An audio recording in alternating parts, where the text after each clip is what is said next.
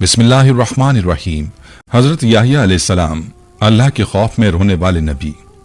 कभी सोचा है कोई शख्स इतना रोए कि उसके आंसू रुखसार पर निशान छोड़ जाएं? कोई नबी जो दिन रात अल्लाह के खौफ से लरसता रहे, जिसकी इबादत जमीन को भिगो दे और जिसकी सच्चाई जालिमों को बर्दाश्त ना हो, ये है हजरत याहिया अलैहिस्सलाम की हैरान कुन और ईमान अफरोज दास्तान। कभी आपने किसी को इतना रोते देखा है कि उसके आंसू रुखसार पर निशानात छोड़ जाएं? कभी किसी को अल्लाह के खौफ से कांपते और लरसते देखा है कि उसकी रातें सजदों में और दिन नसीहत और इबादत में गुजरें? क्या आपने कभी सोचा है कि कैसा होगा वो दिल जो हर लम्हा अल्लाह की अजमत के एहसास से लर्जा हो, जिसकी हर सांस में आखिरत का खौफ और जिसके आंसू जमीन को भिगो दें? यह है हजरत याहिया अलैहिस्सलाम, जिनकी पाकीज़ा जिंदगी हमें अल्लाह की मोहब्बत, उसके खौफ और दुनिया की बेसबाती का दर्स देती है। कि रातों की इबादत और उनके सजदों के आंसुओं को महसूस करेंगे। जो अल्लाह का चुना हुआ नबी था, इस दुनिया में बसने के बावजूद इस दुनिया से बेनियाज था, और कैसे उसने अपनी जिंदगी का हर लम्हा अल्लाह के क़ुर्ब और उसके खौफ में गुजारा। ये वो नबी थे जिन्हें दुनिया की रग़बत न थी, जो महल्लात की चमक दमक को छोड़कर तन्हाई में अल्लाह को याद करते, जिनकी आंखें हर वक्त अश्कबार और दिल आखिरत के खौफ से बेचैन रहता। वो हक गोई में बेमिसाल थे और जालिमों के सामने कलमा हक बुलंद करते रहे, यहाँ तक कि उसी राह में अपनी जान कुर्बान कर दी। हजरत याहिया अलैहिस्सलाम एक बरगजीदा नबी थे, जिनकी पैदाइश खुद एक मौजज़ा थी। उनके वालिद हजरत ज़करिया अलैहिस्सलाम भी अल्लाह के नबी थे, जो अपनी पूरी जिंदगी अल्लाह की इबादत और उसके दीन की तबलीग में गुजार चुके थे। मगर उनके दिल में एक तमन्ना थी, एक ऐसी तमन्ना जो हर नेक इंसान के दिल में होती है कि उनके बाद कोई ऐसा बेटा हो जो अल्लाह का दीन सर बुलंद रखे, उसके अहकामात को फैलाए और कौम को हिदायत की रोशनी अता करे। लेकिन वक्त गुजर चुका था, उम्र ढल चुकी थी, बाल सफेद हो चुके थे और उनकी अहलिया बांझ थी। औलाद की कोई जाहिरी उम्मीद बाकी न थी, लेकिन उम्मीद का चिराग उस वक्त भी जलता रहा जब दुनिया के असबाब खत्म हो चुके थे, क्योंकि वो जानते थे कि जिस जात के कब्जा कुदरत में सब कुछ है, उसके लिए कुछ भी नामुमकिन नहीं। एक रात हज़रत ज़करिया अलैहिस्सलाम ने निहायत खुलूस दिल से अल्लाह के हुजूर दुआ की, ऐ मेरे परवरदिगार, मुझे अपनी रहमत से एक साले वारिस अता फरमा, जो मेरे बाद तेरी किताब और तेरे दीन की तालीम को जारी रखे। ये वो दुआ थी जो दिल की गहराइयों से निकली थी, एक बेबस मगर पुरुमीद दिल की पुकार थी, और अल्लाह ने उस पुकार को रद्द न किया। एक दिन हज़रत ज़करिया अलैहिस्सलाम अपनी इबादत गाह में महवे इबादत थे कि अचानक फरिश्ते ने आकर उन्हें खुशखबरी सुनाई, ऐ ज़करिया, हम तुम्हें एक बेटे की बशारत देते हैं जिसका नाम याहिया होगा। ये नाम इससे पहले किसी का ना था और ना उसके बाद कोई उस जैसा होगा। ये सुनकर हजरत ज़करिया अलैहिस्सलाम हैरत में पड़ गए। वो जानते थे कि अल्लाह हर चीज पर कादिर है, मगर इंसानी सोच बहरहाल महदूद होती है। उन्होंने अर्ज किया, ऐ मेरे रब, मैं बूढ़ा हो चुका हूँ, मेरी हड्डियां कमजोर हो चुकी हैं, मेरा सर बुढ़ापे से सफेद हो चुका है और मेरी बीवी बांझ है, फिर मेरा बेटा कैसे हो सकता है? अल्लाह ताला ने फरमाया, ये मेरे लिए आसान है, मैंने इससे पहले भी तुझे पैदा किया जब तू कुछ भी न था। यह अल्लाह की कुदरत का एक अजीम मजहर था। तमाम दुनियावी असबाब के खत्म होने के बावजूद अल्लाह ने हजरत ज़करिया अलैहिस्सलाम की दुआ कबूल की और उन्हें एक बेटा अता किया, जो न सिर्फ नबी था बल्कि एक अजीमुल मर्तबत हस्ती थी, जिसका जिक्र कुरान मजीद में भी किया गया है। हजरत याहिया अलैहिस्सलाम का नाम खुद अल्लाह ने रखा और यह इनफिरादत किसी और नबी को नसीब न हुई। हजरत याहिया अलैहिस्सलाम की विलादत ही गैर मामूली थी और उनकी जिंदगी भी आम इंसानों जैसी न थी। वो बचपन ही से गैर मामूली शख्सियत के मालिक थे। उनमें वो तमाम खूबियां मौजूद थीं जो एक नबी के लिए जरूरी होती हैं। कुरान में उनके बारे में फरमाया गया, ऐ याहिया, हमने तुझे बचपन में ही हिकमत अता कर दी और तुझे नर्म दिल और पाकीज़ा बनाया और तू हमेशा मुत्तकी रहा। सूरह मरियम आयत 12-13। यह अल्लाह की तरफ से हजरत याहिया अलैहिस्सलाम के मकाम और मर्तबे की सबसे बड़ी गवाही थी। वो दुनिया की मोहब्बत से बिल्कुल बेनियाज थे। उनका दिल हर वक्त अल्लाह के जिक्र में लगा रहता और उनका चेहरा हमेशा खशियत इलाही से तर रहता। उनके बचपन ही से इबादत और ज़ुहद की ऐसी मिसालें कायम हुई जो आने वाली नस्लों के लिए रोशनी का मीनार बन गईं। हज़रत याहिया अलैहिस्सलाम को बचपन में ही नबूवत अता की गई और वो उस कम उम्री में भी अपनी कौम के लिए हिदायत का जरिया बन गए। लोग उनके पास आकर नसीहत तलब करते और वो इंतहाई हिकमत और नरमी से उन्हें दीन की बातें सिखाते। उनकी ज़बान में ऐसी तासीर थी कि सख्त दिल इंसान भी उनकी नसीहतों को सुनकर नर्म पड़ जाए। वो अपने वालिद हज़रत ज़करिया अलैहिस्सलाम की तरह हर लम्हा अल्लाह की इबादत में मशगूल रहते और हर वक्त अल्लाह की रज़ा के तलबगार रहते। यही वो खुसूसियात थीं जिन्होंने हज़रत याहिया अलैहिस्सलाम को दीगर नबियों से मुमताज़ किया। उनकी पैदाइश एक मौजज़ा थी, उनकी ज़िंदगी अल्लाह के खौफ, इबादत और ज़ुहद की एक बेमिसाल दास्तान थी और उनकी शहादत तारीख के अलमनाक वाक़यात में से एक है जो जुल्म के खिलाफ इस्तकामत और सच्चाई की सरबुलंदी का पैगाम देती है। हज़रत याहिया अलैहिस्सलाम को अल्लाह ताला ने बचपन ही से गैर मामूली सिफात से नवाजा था। कुरान मजीद में उनका जिक्र बड़ी इज्जत और तकरीम के साथ किया गया है और उन्हें हिकमत, ज़ुहद और तक़वा में मुनफरिद करार दिया गया। वो कम उम्री ही से इबादत गुजार थे, दुनियावी खेल तमाशों से दूर रहते और हमेशा अल्लाह की याद में मशगूल रहते। उनका दिल हर वक्त अल्लाह के खौफ से लरजा रहता और वो लोगों को नेकी और परहेजगारी की तलकीन करते।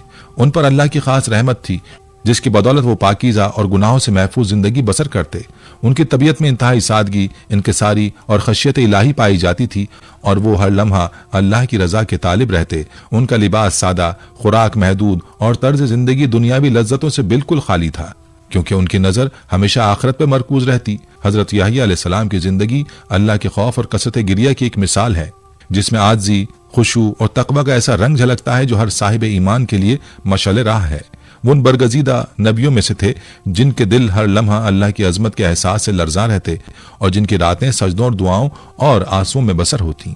रिवायत है कि हज़रत याहिया अलैहिस्सलाम जब नमाज के लिए खड़े होते तो उनकी रूह अल्लाह के खौफ में डूब जाती। वो इस कदर खुलूस और खुशू से रोते कि उनके आंसू बहते बहते उनके जाए नमाज तर हो जाती।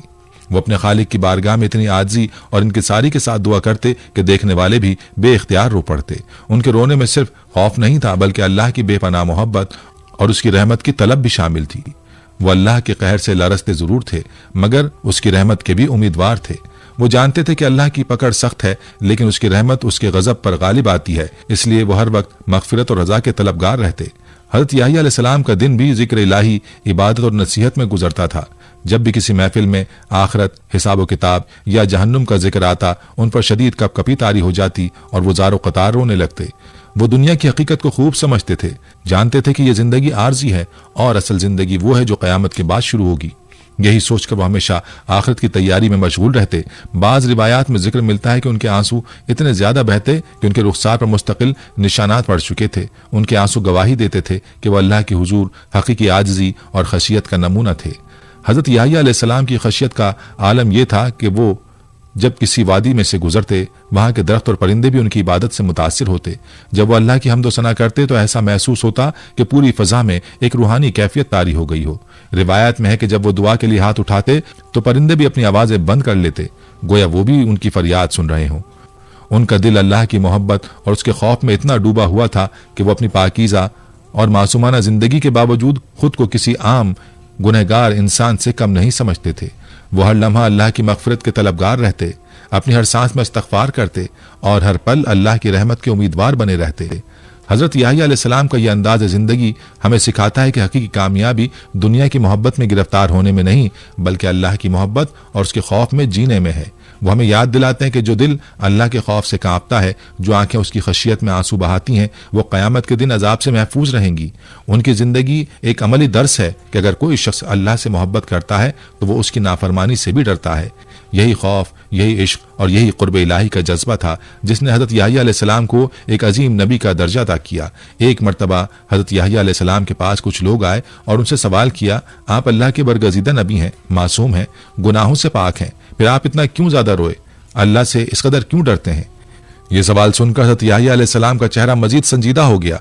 उनकी आंखों में आंसू भर आए और उनके लबों पर एक मुस्कुराहट उभरी जिसमें दुनिया की बेसबाती और आखिरत की हकीकत का गहरा इदराक था। वो कुछ लम्हे खामोश रहे, फिर निहायत आजिज़ी से सर झुकाकर जवाब दिया, मेरी मिसाल उस बंदे की सी है जिसके सामने जन्नत और जहन्नुम दोनों रखी गई हों और उसे कहा जाए कि चुन लो। मैं कैसे बेखौफ हो सकता हूं? जब तक मुझे यकीन ना हो जाए कि मेरा रब मुझसे राजी है, मैं कैसे मुतमईन हो जाऊं? ये कहकर वो शिद्दत से रोने लगे। उनकी सिसकियां फजा में गूंजने लगीं, उनके आंसू रुखसारों पर बहते चले गए और उनकी लरजती आवाज सुनकर महफिल में मौजूद सब लोग साकित हो गए। उनके गिरिया की शिद्दत ने हर दिल को झंझोड़ कर रख दिया। वो जो हंसी मजाक में मशगूल थे अचानक खामोश हो गए। वो जो अपने गुनाहों में गाफिल थे, उनकी आंखों में निदामत के आंसू आ गए। हज़रत याहिया अलैहिस्सलाम का जवाब एक ऐसी हकीकत को जाहिर करता है जो आम लोग भूल जाते हैं।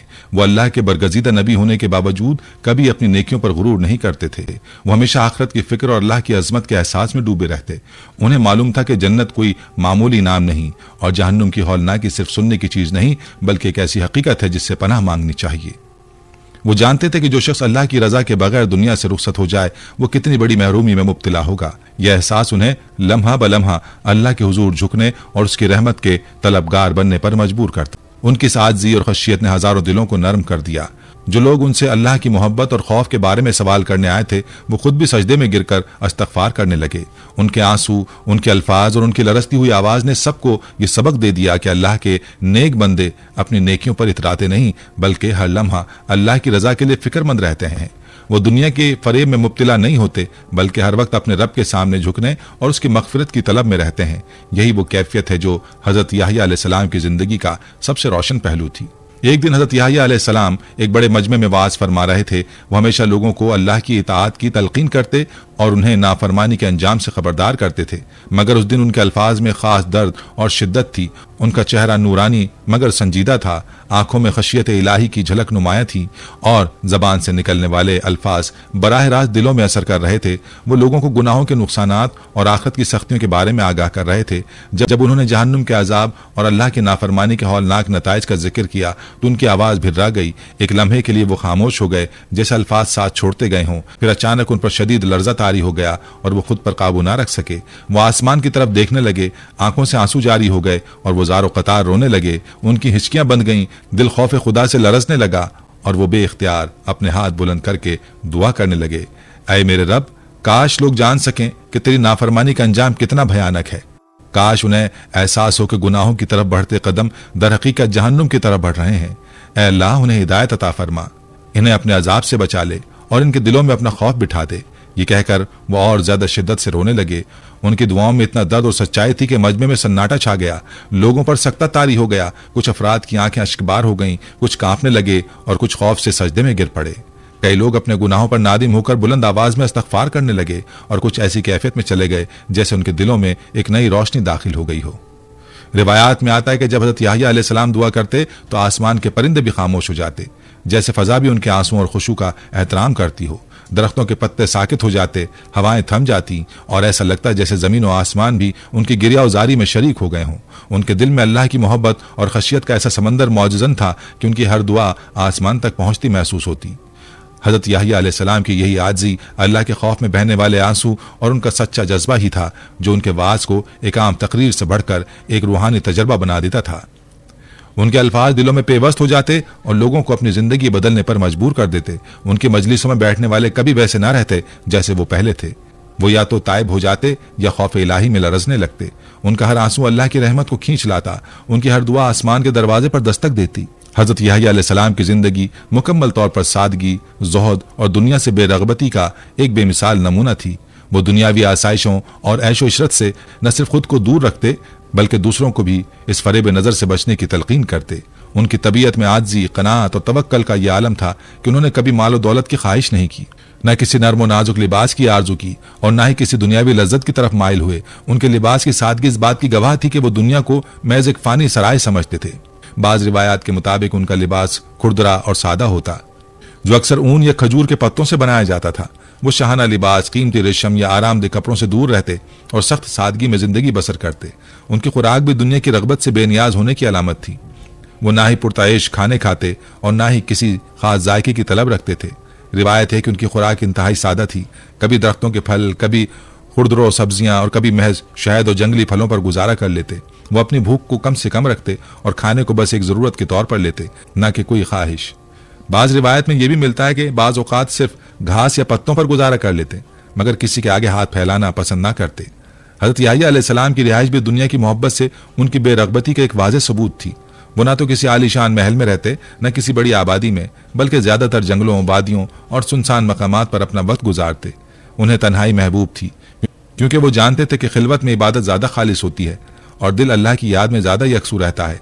वो ज्यादातर दरख्तों के नीचे, पहाड़ों के दामन में या किसी नदी के करीब वक्त गुजारते और घंटों बल्कि बाज औकात दिनों तक इबादत में मशगूल रहते। उन्हें दुनियादारों, बादशाहों और उमरा की मजलिस में बैठना पसंद ना था, क्योंकि वो जानते थे कि दुनिया की मोहब्बत और दौलत का नशा इंसान को अल्लाह की याद से गाफिल कर देता है। वो ना ही दरबारों में जाते और ना ही किसी दुनियावी इख्तिदार के करीब होते। वो हमेशा लोगों को ये नसीहत करते कि दुनिया की मोहब्बत सब बुराइयों की जड़ है और जो इसकी चमक दमक के पीछे भागेगा वो असल कामयाबी से महरूम हो जाएगा। हज़रत याह्या अलैहिस्सलाम की जिंदगी का हर लम्हा अल्लाह की खशियत और आखिरत की तैयारी में बसर होती। उनका दिल हमेशा अल्लाह की मोहब्बत में मगन रहता। उनकी जबान हमेशा जिक्र में मशगूल रहती और उनकी आंखें अक्सर अल्लाह के खौफ से अश्कबार रहती। उनकी जिंदगी का एक ही मकसद था, अल्लाह की रजा। वो लोगों को बार बार ये दर्श देते कि असल जिंदगी वही है जो अल्लाह के लिए गुजारी जाए, और दुनिया की मोहब्बत में उलझकर आखिरत को भुलाने वाला शख्स सबसे बड़ा खसारे में है। उनकी सीरत हमें सिखाती है कि कामयाबी का राज दुनिया से बेनियाज होकर अल्लाह के करीब होने में है, और यही वो दौलत है जो कभी फना नहीं होती। एक दिन चंद मासूम बच्चे खेल में मसरूफ थे, हंसी मजाक कर रहे थे, दौड़ रहे थे और खुशी से झूम रहे थे। उसी दौरान उनकी नजर हज़रत याहिया अलैहिस्सलाम पर पड़ी, जो बचपन में भी एक संजीदा और इबादत गुजार तबीयत के हामिल थे। बच्चों ने मोहब्बत भरे अंदाज में उन्हें अपने साथ खेलने के लिए बुलाया और कहा, आओ हमारे साथ खेलो। ये खेल कितना मजे का है। आमतौर पर बच्चों की ऐसी पुरखुलूस दावत को रद्द करना मुश्किल होता है, क्योंकि खेल कूद बचपन का फितरी जुज है। लेकिन हज़रत याहिया अलैहिस्सलाम की सोच आम बच्चों से बिल्कुल मुख्तलिफ थी। वो उस वक्त भी अपनी मखसूस रूहानी कैफियत में थे, दुनिया की हकीकत और जिंदगी के असल मकसद पर गौर और फिक्र में मशगूल थी। बच्चों की दावत सुनकर उन्होंने इंतहाई संजीदगी और बसीरत के साथ जवाब दिया, हम खेल के लिए पैदा नहीं किए गए। उनके ये अल्फाज न सिर्फ उनके गहरे शऊर का मजहर थे, बल्कि इस बात की निशानी भी थे कि अल्लाह ने उन्हें बचपन ही से एक अजीम मकसद के लिए चुन लिया था। वो खेल और दुनियावी तफरी से बेनियाज होकर ज्यादातर वक्त जिक्र इलाही और इबादत में बसर करते। उनके दिल में आखिरत की फिक्र इस कदर गालिब थी कि वो किसी भी लम्हे अपनी तवज्जो गैर जरूरी कामों की तरफ मबजूल नहीं करते थे। अपनी कम उम्री में ही अल्लाह की मोहब्बत और खशियत में डूबी होती हैं। उनका यह अंदाज हमें सिखाता है कि जिंदगी महज खेल कूद आर्जी लज्जतों के पीछे भागने के लिए नहीं, बल्कि इसका असल मकसद अल्लाह की रजा हासिल करना और आखिरत की तैयारी करना है। उनकी शख्सियत का हर पहलू यही पैगाम देता है कि दुनियावी तफरी में खो जाने के बजाय अपनी जिंदगी के असल मकसद को समझना चाहिए। उस जमाने का बादशाह एक जालिम, अय्याश और दीन से बेपरवाह शख्स था, जिसकी जिंदगी का मकसद सिर्फ अपनी नफसानी ख्वाहिशात की तकमील था। वो शरीयत के उसूलों को अपनी ख्वाहिशात के ताबे रखना चाहता था और किसी भी ऐसी बात को सुनने का रवादार ना था इरादों में रुकावट बने। उसी दौरान उसने एक ऐसा फैसला किया जो शरीयत की खुली खिलाफ वर्जी थी। उसने अपने सौतेले भाई की बेटी से निकाह करने का इरादा किया। हालांकि ये निकाह दीन इस्लाम और साबका आसमानी शरीयतों में भी हराम था। वो अपनी ताकत और बादशाहत के ज़ोम में ये समझ बैठा था कि उसके फैसले को चैलेंज करने वाला कोई नहीं होगा। मगर वो ये भूल गया था कि अल्लाह के भेजे हुए नबी दुनिया में अदल इंसाफ और सच्चाई की शमा रोशन करने के लिए आते हैं, न कि किसी जालिम की ख्वाहिशात की तकमील के लिए खामोश रहने के लिए। जब हज़रत याहिया अलैहिस्सलाम को इस हराम निकाह के बारे में मालूम हुआ तो उन्होंने बिला खौफ व खतर बगैर किसी लचक के खुलेआम इस निकाह को हराम करार दे दिया। वो अल्लाह के नबी थे, सच कहने से ना घबराते थे, चाहे वो किसी जाबिर हुक्मरान के खिलाफ ही क्यों ना हो। उन्होंने बादशाह के दरबार में, अवामुन्नास में और हर महफिल में बरमला ऐलान किया कि यह निकाह अल्लाह के हुक्म के खिलाफ है और किसी सूरत जायज नहीं हो सकता। उनकी ये बेबाक नसीहत और दो टोक मौक़िफ़ जालिम हुक्मरान के लिए नाकाबिले बर्दाश्त था, खुसूसन मलिका जो इस निकाह के हक में थी। हज़रत याहिया अलैहिस्सलाम की इस मुखालफत पर आग बगूला हो गई। उसके दिल में पहले ही कीना और हसद भरा हुआ था और अब उसका गुस्सा इंतकाम में बदलने लगा। वो जानती थी कि जब तक हज़रत याहिया अलैहिस्सलाम मौजूद हैं, उनकी आवाज़ बादशाह को इस गुनाह से रोकने के लिए काफ़ी है और उसकी नापाक ख्वाहिश कभी पूरी नहीं हो सकती। यही सोचकर उसने साजिश का जाल बुनना शुरू कर दिया। चूंकि बादशाह पहले ही अपनी हवस में अंधा हो चुका था, इसलिए मलिका ने बड़ी चालाकी से उस पर असर डाला और उसे इस बात पर कायल कर लिया कि अगर वो अपनी ख्वाहिश पूरी करना चाहता है तो उसके रास्ते की सबसे बड़ी रुकावट यानी हज़रत याहिया अलैहिस्सलाम को हटाना होगा। वो बादशाह को बहकाती रही, उसके जज्बात को मजीद भड़काती रही, यहाँ तक कि बादशाह ने फैसला कर लिया कि उस नबी को हमेशा के लिए खामोश कर दिया जाएगा। ये फैसला सरासर जुल्म, नाइंसाफी और शैतानी साजिशों का आकाश था, लेकिन यही फैसले अल्लाह के बरगजीदा बंदों के लिए आजमाइश बनकर आते हैं। हज़रत याहिया अलैहिस्सलाम की पाकीज़ा जिंदगी के खिलाफ एक नापाक मंसूबा तैयार किया गया, एक जालिमाना फैसला किया गया जो बिलाखिर एक अजीम नबी की शहादत का सबब बनने वाला था।